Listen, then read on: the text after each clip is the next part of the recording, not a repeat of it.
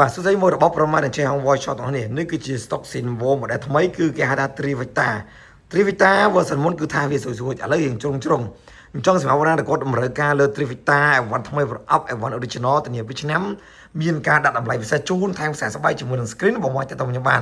stock របស់យើងមានច្រើនអញ្ចឹងឲ្យតែបងកំងរបស់យើងមានតែម្ដងអញ្ចឹងសម្រាប់ណាក៏មានតម្រូវការបងមកតែទៅខ្ញុំបានណាចំនួនគឺយើងមានកំណត់មានតិចមែនតើ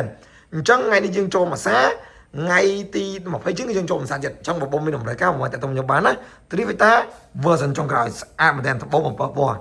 ចាំខ្ញុំលើកបងមើលជាដល់បងមកសាច់ដែកអានេះគឺ rose gold ចំពោះត្បូងខាងក្នុងគឺត្បូង7ពណ៌